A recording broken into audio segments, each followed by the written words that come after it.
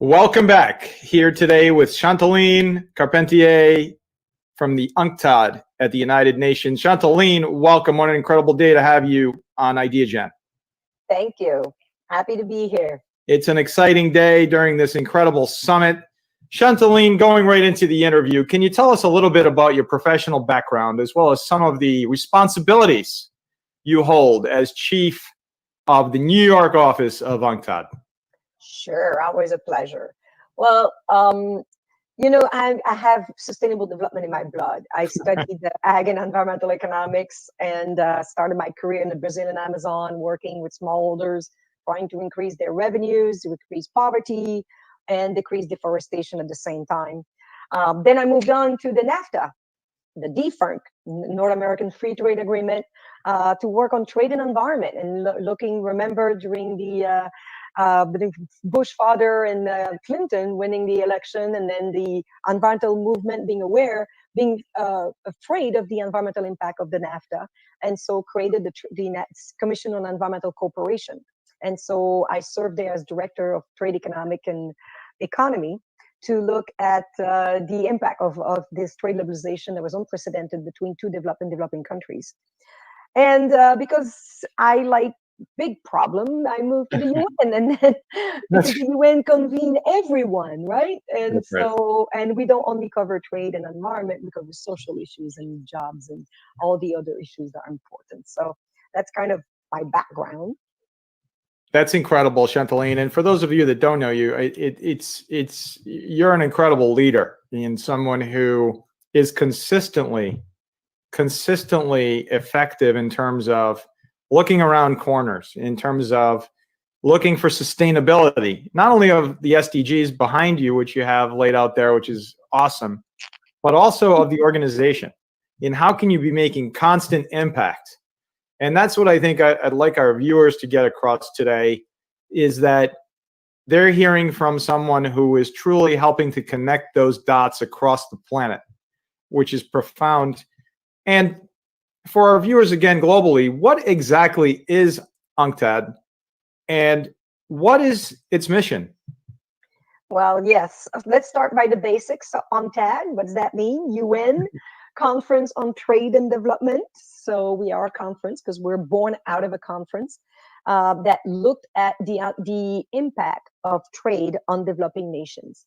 And so the whole idea that if you are a developing nation exporting your raw material and importing processed good, you always will have a trade imbalance.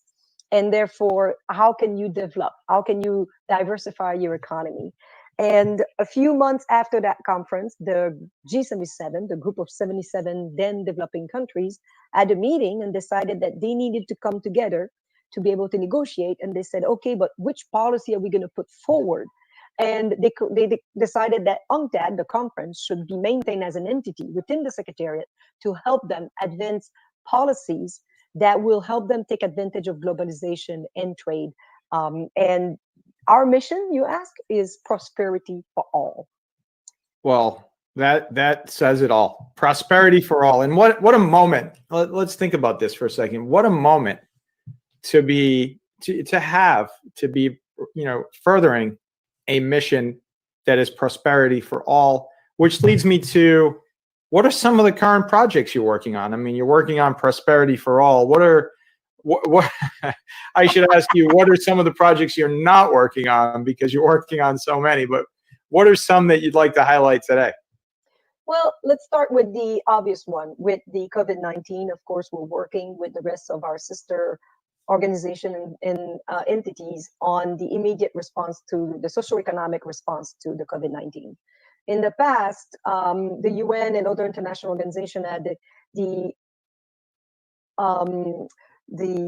approach was to look at the humanitarian, then come in when there's a crisis, a health crisis, then you do the help, and then after you do development. Now what we're trying to do together, and we came up with a plan in 2 weeks, is to do a socioeconomic response to all at the same time. So one of the things that we're working on is a campaign for sovereign debt for developing countries. So a moratorium on They're paying their debt services because they don't have the money to invest in the health system that they need to invest. We also have a campaign to maintain port and maritime shipping open so that all of the population of the world can have access to medicines and personal protective gears, as well as food.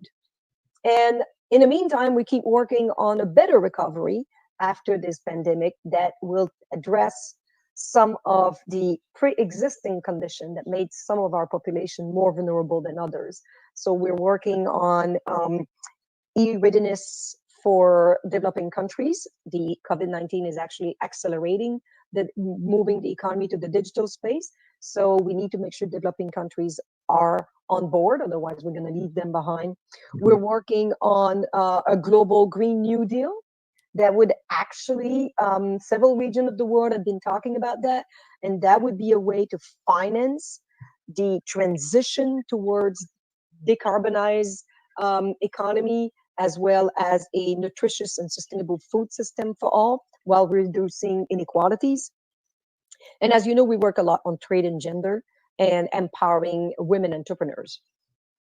You know, and that's just, I'm so happy that you laid out those key areas that you're working on, and my goodness, are they timely during this time of global disruption.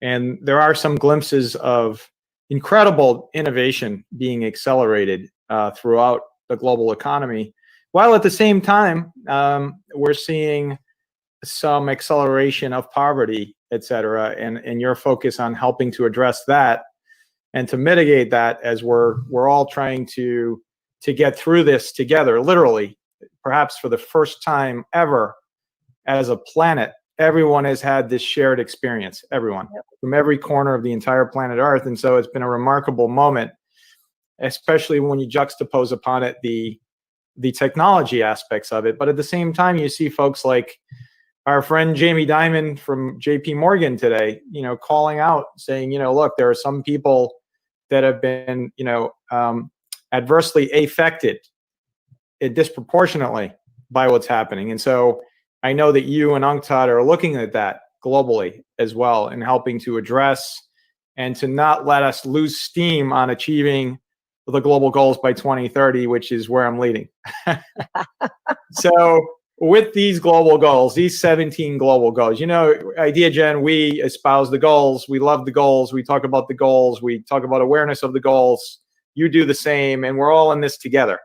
The private sector, the public sector, et cetera, et cetera. Why, I'd love to hear from you, why, in your opinion, in your professional opinion, and perhaps even your personal opinion, are these goals so incredibly critical to achieve by 2030? Well, first of all, George, thank you for the work that Ideagen does. We need the like of Ideagen out there to support the work of the UN, because this is not the UN goal. The SDGs are the people's goals, right? These are, and it's clear in the Agenda 2030 where the SDGs are, that it calls on, for the first time, our decision makers are humbled in admitting that they're so ambitious, they can achieve them alone. We all need to do our part. So we're very grateful for groups like Ideagen that, and you personally, George, that help us achieve that. Thank you. But having said that, the reason that they're so important and to achieve them, first is it's the first time in humanity's history that we actually have universal goal across countries. Some of our countries at war with one another, doesn't matter. We all agree that these are the North Star. This is the roadmap that we are setting for ourselves. And I'll give you a specific example. This woman working in Bangalore, 5 people NGO. She's working to bring people from different castes together through art. And now that she has the SDG, she can go to Parliament and tell the Parliament that her project, though it's tiny, it is within this global umbrella of the SDG, where the whole planet is a movement moving towards the same direction. This is the power of the SDGs to me. Now, the power of the SDG is also acknowledging that we can't leave anyone behind. That and this pandemic, George, is showing us that we are as strong as the weakest amongst us. And this, as our health system is as strong as the weakest health system out there. Otherwise, we have to close our border. Imagine the Canadian-US border is closed. Never Incredible. seen that in our lifetime. Incredible. That's because of we have vulnerable people that we can't protect. And therefore, we, with the SDGs, if we had advanced further on the SDGs, remember, one of the target is universal affordable healthcare for all. If we had that when the pandemic had hit us, we would be in a much better place right now.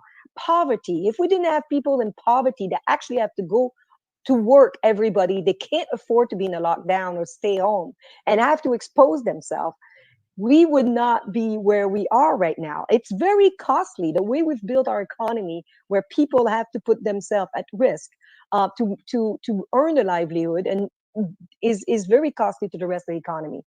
So, and the SDGs also tell us what, George? That we're not going to achieve prosperity for all. We're not going to achieve the SDGs if we only use 50% of the human capacity out there. That is, we need gender equality and economic empowerment of women.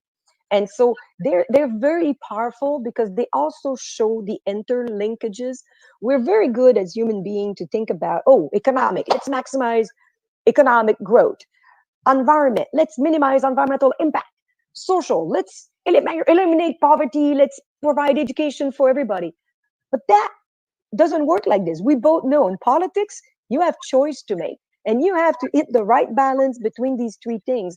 And you have to think outside the box to find policies that actually advance three goals while not regressing on the others. And this is the power of the SDGs for me. And they're stronger now. They're stronger now, and we need them more now than before. That's right. And Chantaline, who would have thought that just a few months ago, when you're ringing in the new year, it's January 2020, and everyone's chatting about, looking at the future and looking at the timeline for the SDGs, 10 years to achieve the global goals by 2030. Who would have thought, who would have guessed, who would have even ever imagined that a few short months later, the entire planet would just come to a screeching halt because of an invisible enemy, which is this situation we're in. And at the same time, the goals remain. To your point, the goals remain. And to your point, I agree. I think the goals become even more important as a result of what's happened, because sustainability, in quotes again, becomes really important. Whether you're a small business, whether you're a big business, whether you're a government, whether you're an NGO, you now have to be thinking about how do you sustain what you've created. And I think what you've always said and what you've always done and what you've always practiced, Chantaline, because we've had the privilege of watching your work and your leadership, is the ability to create these cross-sector partnerships so that when something happens that is unexpected, you're able to then pick up the phone or email someone because you already have this relationship in place. It's too late when you're in a situation to begin to try to figure out, who do I call and what do I do? That's where I believe the power of UNCTAD and the power of organizations like UNCTAD and the leadership of folks like yourself is so critically important. And so how are you and your colleagues using innovation and tech for good to help achieve both your goals at UNCTAD? Well, first of all, we all went online. As of the 17th of March, pretty much everybody's online. So it's pretty amazing. I was talking to our IT person, and apparently the UN was one of the organizations that was ahead. On day one, we hit the ground. We had our teams installed on all our computers, SharePoint. We had migrated all our files, and we were ready to go. And that is for the privilege of us because we have access to broadband, we have the internet, and we have computers. Most of our kids are now online. I think it's the last stats I saw is 80% of the kids school age kids are online. Are off, not at school. Yeah. So the privileged ones are online. And again, there's a risk of leaving some of those kids even further behind if they don't have access to internet now. So we're using technology, we're using, of course, IT to do our day-to-day work, to do to Zoom and to all these technologies that we all have been using. Most of us are zoomed up by now. Um, but we also use, as you know, UNCTAD has this big e-commerce for all initiative. And you talk about being prepared and readiness, George. And a lot of our colleagues had actually predicted we will have something like this. And we were asked to prepare, and we at UNCTAD had ring the bell and try to alert people that our economy need more resilience. But we didn't heed those calls. And this is why, and now it's way more expensive to fix this than if we had built resilience in the system to start with. And so that's what at UNCTAD we're trying to work on. So E-Trade for All is basically ensuring that developing countries can actually take advantage of e-commerce. This pandemic is pretty much sending us in the digital age that we was already engaged in a 5-speed overdrive speed. We need to make sure developing countries are ready to take advantage of that. E-commerce is going even further than it was. As you know, we have an E-Trade for Women initiative. We're really working hard to ensure that women can capture some of these trillions of dollars of opportunities in achieving the SDGs and in the stimulus packages that are being put out there. And without conscious effort, will not go to women owners, will not go to small, medium enterprises. And as a result, it would further concentrate our markets, which are extremely concentrated already. And following the financial crisis in 2007, 2008, George, we saw a huge concentration in markets. And now we can't afford, we know we can't make the same mistake. And we need to address those issues right now. So these are the things we're using technology to empower decision makers. So usually we would come at the request of countries and help them review their investment policy, their trade policies, their entrepreneurship policies. And now what we're doing is using the internet, doing videos to do the training and still be there with the decision makers in those governments to be able to ensure that the policy they put in place is going to help them to leapfrog and rebuild better than where we started before the pandemic. Does that make sense? Yeah, that's just profound. It's profound, and for a lot of reasons, I think it's so important that you just demonstrated why your work is so critically important, Chantal, and it really is incredibly impactful. And the leadership piece is really where it all starts.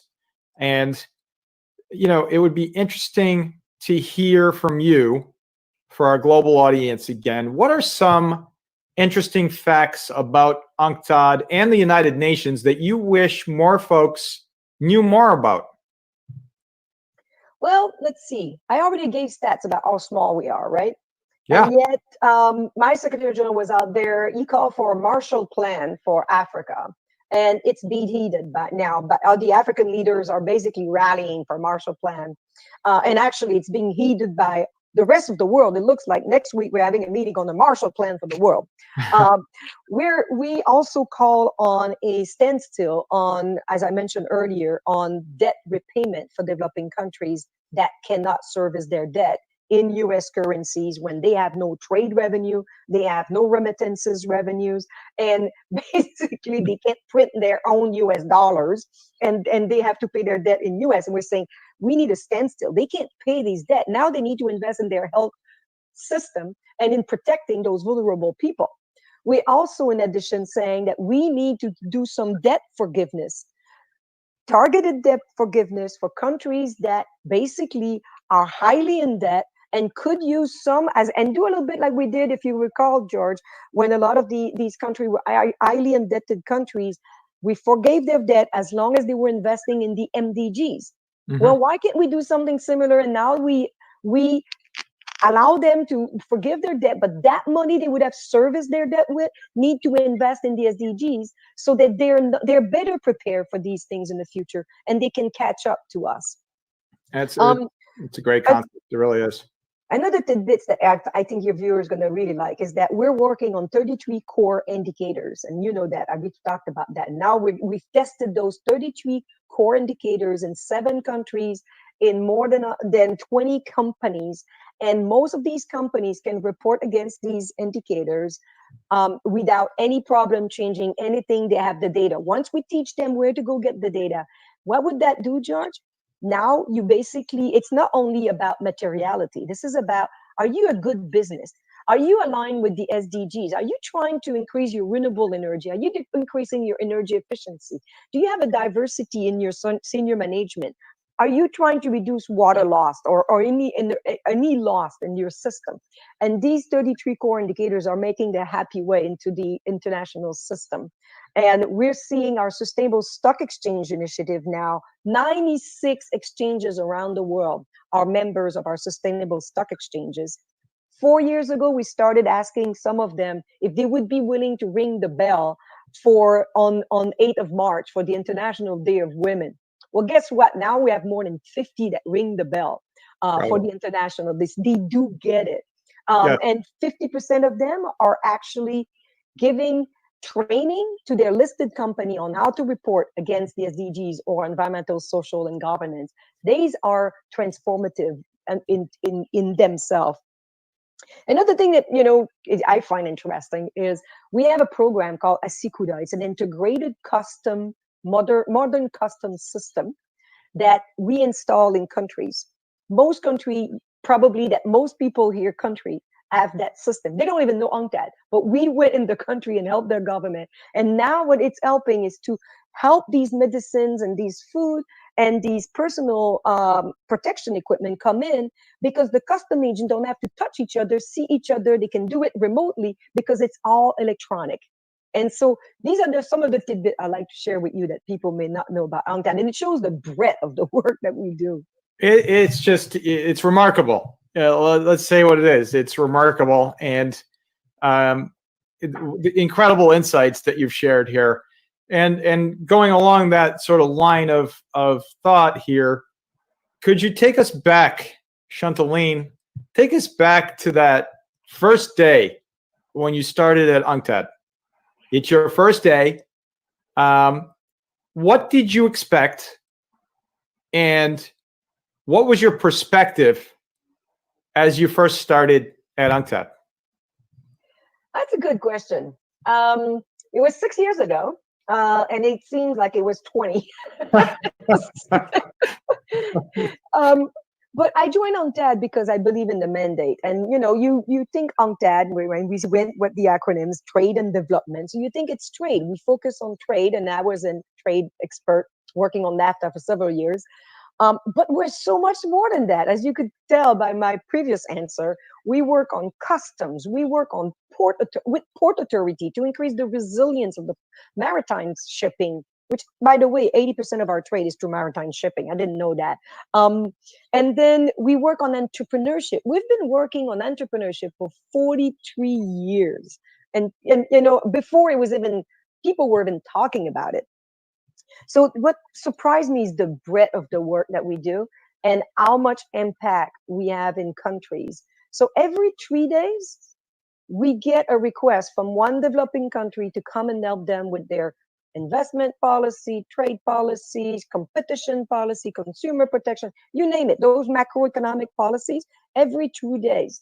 That means we've helped 142 countries in any point in time with 90 programs in helping them help themselves.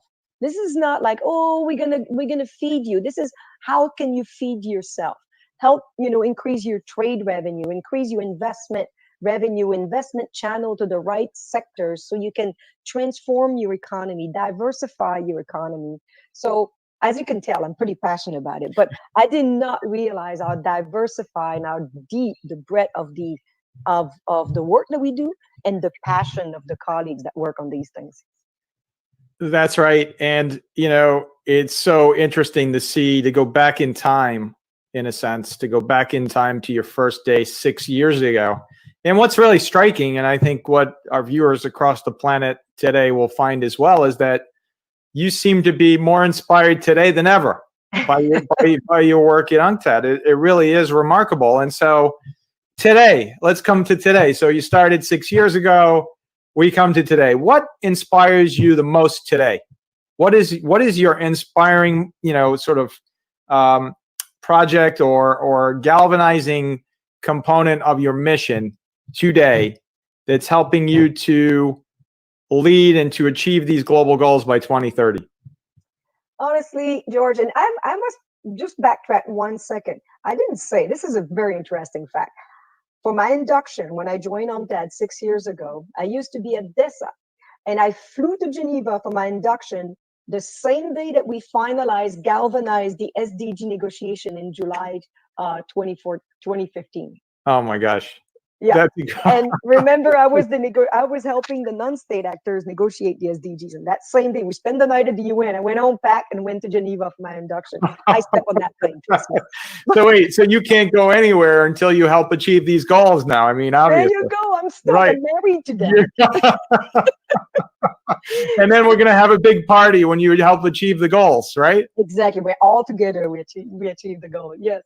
And this pandemic, if we handle it right, can help us get there, because it can represent the massive investment that we've been needed for that transition. But to get back to your question, economic empowerment of women, I think, is what's going to get us there. And that's what keeps me up at night. Women, we feel like women, we've made so much progress. We haven't, George.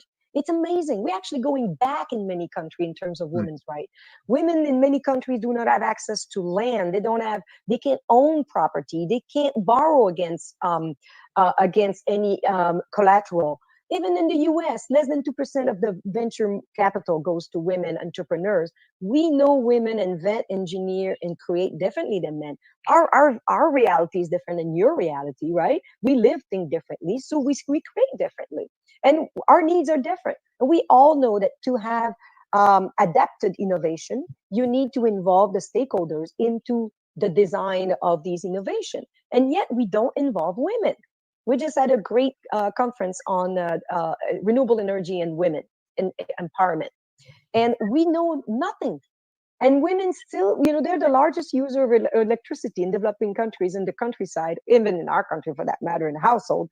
But we never ask women what they need when we come and we bring these modern and clean cooked fuels. And then we wonder why the adoption rate is not higher. We need to involve. So we work a lot. As you know, UNCTAD is the secretariat to the Commission on Science and Technology for Development.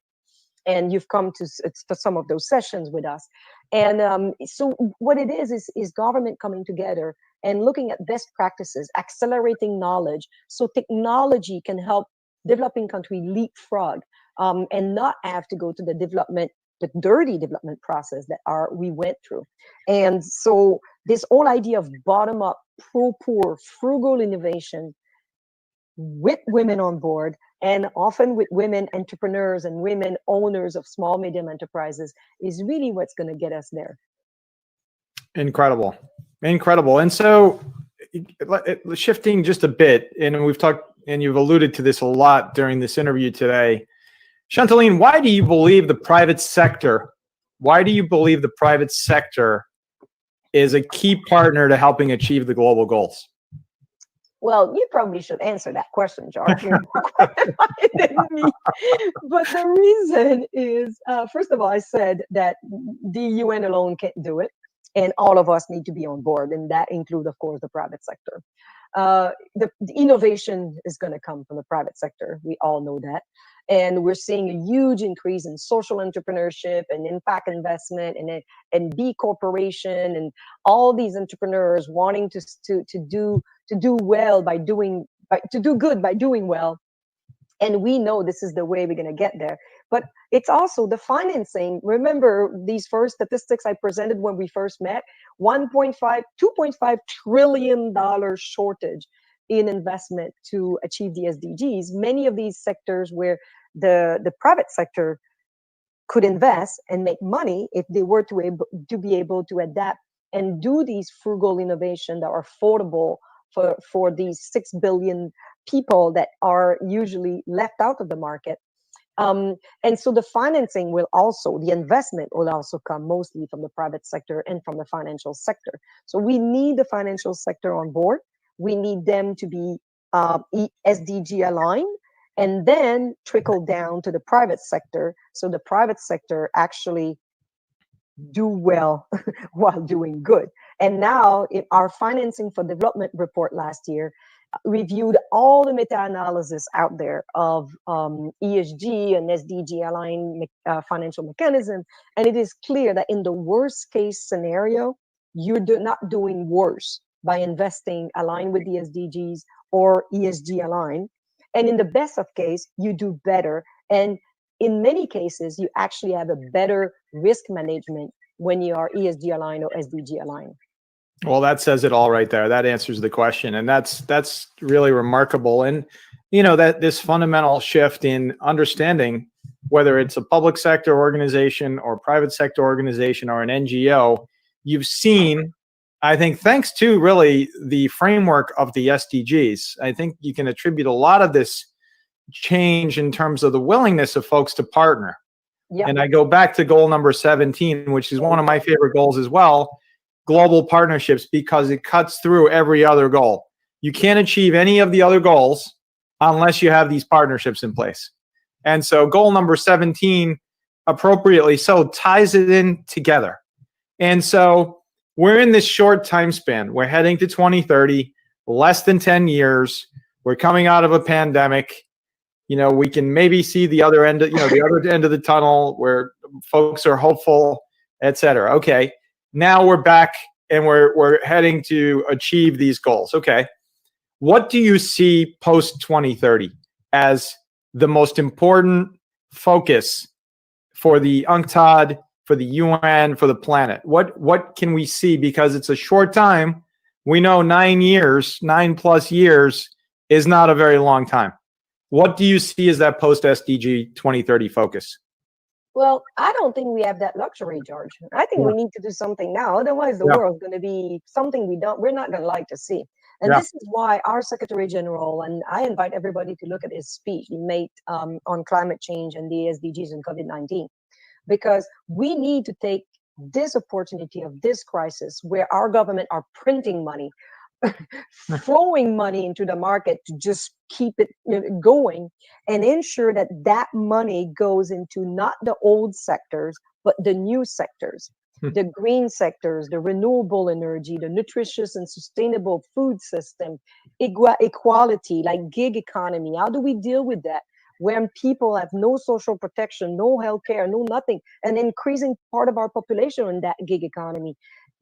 It's time to look at what are the social protection floor needed to support when we know that the economy is going that way. We can't wait in 2030 to do this. We need to rebuild better now and use these fiscal policies that are being put in place, these stimulus packages.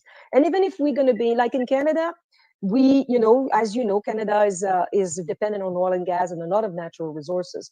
And Premier Trudeau last week announced that the oil and gas industry and aviation industry, to get money from the government, will have to report against their climate change activities.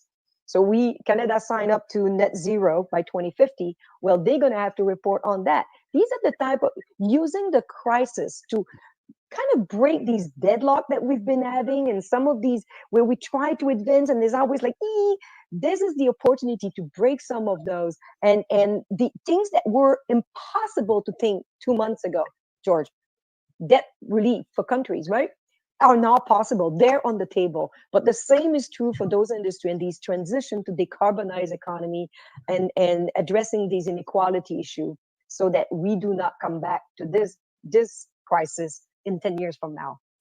That's right. Chantal Carpentier, UNCTAD chief, New York, a leader that is, a giant amongst leaders. We can't thank you enough because of your leadership, because of your consistency.